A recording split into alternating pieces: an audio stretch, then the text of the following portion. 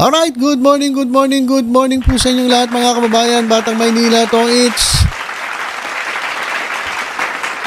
Marahil kayo po ay nagtataka, ano ba yung picture na nasa ating screen? Ayan Meron po diyang mga kilalang personalidad dyan po sa Bulacan. Kapag sinabi kong Bulacan, siguro alam nyo na, meron na kayong clue. Pero hindi ko muna agad sasabihin sa inyo. Basta may kasabihan, di ba? A picture paints 1,000 words. So kapag nakita mo ang isang litrato, marami na pong interpretasyon dyan. Iba-iba po ang interpretasyon, depende po sa nakakakita at nakakaintindi at nakakaalam kung ano ang nangyayari. Pero bago natin balikan yan mga kababayan, pakinggan muna natin etong si Senator Ping Lacson. Kasi itong sasabihin niya ay may kinalaman dun sa litrato. Pakinggan muna natin si Senator Ping Lacson. Ito po yung kanyang expose dyan po sa Senado tungkol po sa mga flood control projects, yung mga ghost flood control projects, mga palpak na flood control projects dyan po sa Bulacan. Pakinggan muna natin si Senator Ping Lacson. Sa Bulacan First Engineering District na pinamumunuan na magkasunod na tinanggal sa pwesto na sina dating District Engineer Henry Alcantara. Okay. So, hinto muna natin Tandaan nyo po yung pagmumukha ni former District Engineer Henry Alcantara. Ito po, yung nakaputi. Ayan, busog-lusog. Mga kababayan, hindi lang busog physically, kundi monetary. Tama ba? May salita bang gano'n? Busog monetary. Hindi lang po busog physically. Okay sana kung busog tayo spiritually. Okay yun Pero kung busog physically at busog monetary, nako, medyo questionable yan. Tingnan nyo na rin mga kababayan ang litratong ito ni former Assistant District Engineer Bryce Hernandez. Ito raw ay magkasunod na tinanggal dyan po sa Department of Public Works and Highways. Bakit? At ang pumalit sa kanya na si Bryce Hernandez. Napag-alaman naming talamak ang ganitong kalakaran. Bakit? Sapagat ayon sa mga contractors at DPWH officials na nakipag-usap mismo sa akin at aking staff, ang dalawang ito ay halos pareho lang ang pagmamahal sa pera. Nako. Napabalita pa nga kamakailan na ang isa sa kanila ay nakakapagpatalo ng 100 milyon sa isang kasino dito sa Metro Manila. Grabe. Ayan Basahin ko lang A former district engineer, DE, in one of the cities in Bulacan, notorious for spearheading ghost projects, is said to be addicted to casinos and to have incurred massive gambling debt. Nagkautang-utang na mga kababayan. Kaka-casino. On one night alone, this ex-DE, district engineer, lost 150 million pesos in a sprawling casino somewhere in southern part of Metro Manila. Southern part. Di banda rito yan sa Malamang dito yan sa may Makapagal. Daming casino dyan Grabe. District engineer 150 million kung magpatalo. Ibig sabihin talagang yayamanin Tongits. Mr. President, sa District Engineering Office na ito, sa ilalim ng pamumuno ng dalawang nabanggit na opisyal, para sa taong 2024, 28 proyekto ang pare-pareho ang pondo kahit magkakaiba ang specs, disenyo at haba. Distinct. Babalikan po natin, Mr. President, mamaya ang lalawigan ng Bulacan. Okay, mga kababayan, grabe itong ginawa nitong dalawang ito. Meron silang 28 projects worth 72 million. Ang amount ng contract cost, pare-parehas. Ano nangyari yun? Di ba? Paano nangyari yun? Iba-ibang klaseng, yung haba lang, yung height, o yung volume ng mga gagamitin niya, iba-iba. Pero pare-parehas ang contract cost. Ibig sabihin, merong kalokohan. Di ba? Merong nangyayaring kabulastugan. Ayan po si Henry, ano pangalan? Henry Alcantara. Okay. Eto ngayon, ayon po sa report ng Abante News Online, lumabas sa social media ang larawan ng kapatid ni Senador Joel Villanueva habang kasama ang dating district engineer ng Department of Public Works and Highways na tinukoy ni Senator Panfilo Ping Lacson sa privilege speech na sangkot sa maanumalyang flood control project sa Bulacan. Kapatid ni Senator Joel Villanueva. Sino ba yan? Okay. Ang sinasabing kapatid ni Joel Villanueva ay si Mayor Utol. Kapatid ni Joel Villanueva, si Mayor John Villanueva. Ano na ba nangyari? Etong ang sabit sa flood control engineer ay nakitang nakipag-banding. Nagka-banding-banding mga kababayan. Etong si Mayor John Villanueva kasama ang kanyang mga konsehal at yung dating district engineer Henry Alcantara na binanggit ni Panfilo Lacson na nagpapatalo ng 150 million sa casino at talagang pasimuno ng mga ghost projects dyan sa Bulacan. Ito lang ang tanong ko. Joel Villanueva, Senator Joel Villanueva, ngayon mo sabihin na hindi mo alam ang nangyayari dyan sa Bulacan.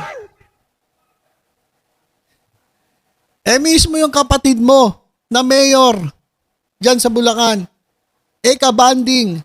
Etong si engineer pangalan nito, District Engineer D.E. Henry Alcantara. So magkakilala sila, pati yung mga konsihal nung John Villanueva na kapatid mo, kasama. Eto mga kababayan, kaya sabi ko sa inyo, etong litratong ito, ang makakapagsasabi sa inyo kung ano ang totoo. Etong litratong ito, sabi nila litrato lang yan, nagpa-picture lang. Naniniwala kayo? Nagpa-picture lang, hindi magkakilala. Ano yon, fan? Fan sila ni Engineer Alcantara? O fan si Alcantara ni Mayor Villanueva? Kaya sila nagpicturan. Ayan mga kababayan, kuha po yan. Yan po sa Christina Restaurant. Ito na. Basahin ko. Thank you so much po, Mayor John Villanueva, Konsehal Jerome Reyes, Konsehala Joy Reyes, ABC Cap, Robin Del Rosario, Kagawad Jimmy De Jesus, Coach OG Gumatay, and District Engineer Henry C. Alcantara for visiting Christina Restaurant. Kailan pa po yan? May 9, 2024. Ayan po yung kasagsagan ng mga ghost projects ni Henry Alcantara. Ano yan? Nagkataon lang? Nagkita-kita lang? Ayon po sa report, banding po yan. Sarap buhay. Pabanding-banding lang itong mga ito. Ngayon sabihin mo, Joel Villanueva, na wala kang alam sa nangyayari dyan sa lugar mo. Puro ka deny. Sobrang pinalalabas mo na napakalinis mo at hindi mo alam ang nangyayari. Mismo kapatid mo, kasama nung Engineer Alcantara na tinukoy ni Panfilo Lacson. Ayan. Nakumana ng 28 project, 72 million na pare-parehas. So, ibig sabihin, ito po ay maanumalya. Meron silang litrato. Magkakaibigan yan. Imposibleng hindi mo yan alam, Joel Villanueva. Pakalinis mo naman. Hindi kayo nag-uusap ng kapatid mo? Wala kang alam? Si Pastora Eddie Villanueva, hindi mo rin alam yan?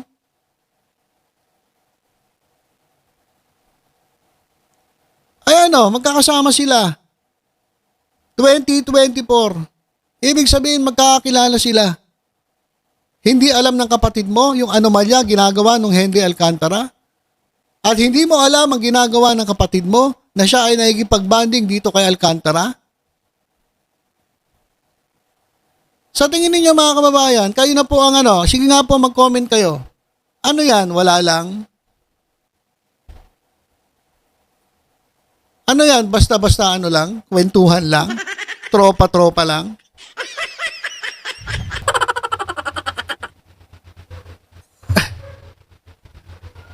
Tapos sasabihin ni Joel Villanueva, wala siyang alam. Kapatid mo yan, oh. Mayor. Hindi ko alam kung anong no 2024, oh. Senator ka na yan, eh. 2024, sabihin mo wala kang alam sa nangyayari sa Bulacan. Kabandi nga ng kapatid mo, yung Alcantara na tinutukoy ni Panfilo Lacson. Ayan, oh. Oh. Ayan, oh. Bulacan First Engineering District. Henry Alcantara. Kabanding nung kapatid mo, John Villanueva, Mayor. Tapos, kung magsalita ka niya sa Senado, parang pagkalinis-linis mo, sasabihin mo, nakakapanlumo. Nakakagalit po. Inaasa po ang aming bayan, ang minamahal naming bayan. Putik. Bula ang propeta talaga yun. Tama-tama, Bulacan. Bula ang propeta. Oh. Ngayon mo sabihin na wala kang alam. Ibig sabihin, itinago sa'yo ng kapatid mo lahat ng nangyayari. Kalokohan yan.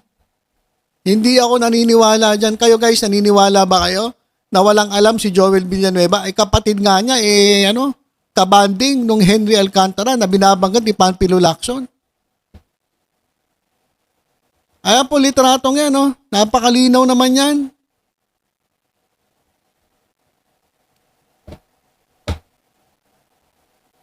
Ano, Joel Villanueva, sige nga, paliwanag mo nga. Oh, ayan, sige, magka-booking na, malaman na ang mga nagmamalinis. Oh, ayan na, lumalabas na kung sino-sino ang posibleng mahiya naman kayo. Kaya ayaw nila matuloy ang impeachment ni Sara kasi gusto ni Sara pag natuloy yung bloodbath, lalabas lahat ni Sara, baho nila, labo-labo na sila, kaya tulong-tulong silang ipagtanggol kundi nga naman talagang madugo ang kabahuan nila.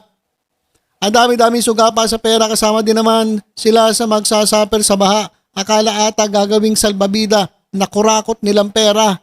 O ano yan, masasabi mo ngayon dyan, Boy Dila?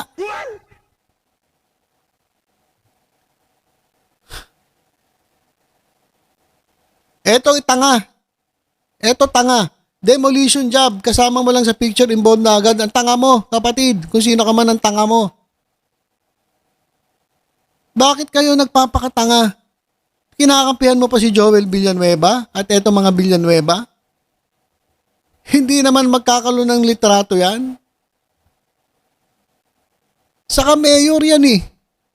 Ang mayor may budget din yan. At alam niya ang nangyayari sa kanya nasasakupan. Banding, district engineer.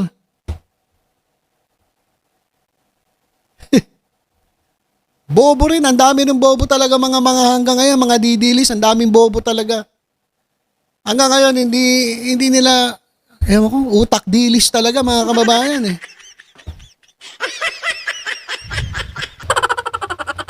So ayan mga kababayan, isa na po yan sa magpapatunay na magkakilala po. At hindi lang po siguro basta magkakilala lang. Siyempre, di-deny nila, litrato lang yan. Pero alam nyo na yan mga kababayan, huwag na tayo magtanga-tangahan. Huwag na tayo magbubububuhan. Ano masasabi mo dito, Joel Villanueva? Oh. Ha? Nandiyan kasama mo yung kapatid mo. Na itong Henry Alcantara na sinabi ni Ping Lacson na swapang sa pera. Oh. Tapos sasabihin, ayun lang eh. Yun lang kasi doon ako nabibisit eh. Eto si Joel Villanueva, sinasabi niya wala siyang kaalam-alam. Ang tanga mo naman kung wala kang alam. Kapatid mo eh. Kasama yung Henry Alcantara. Sasabihin mo wala kang alam. Hindi mo kilala yung Henry Alcantara? Ako hindi ako naniniwala na hindi mo kilala yung Henry Alcantara.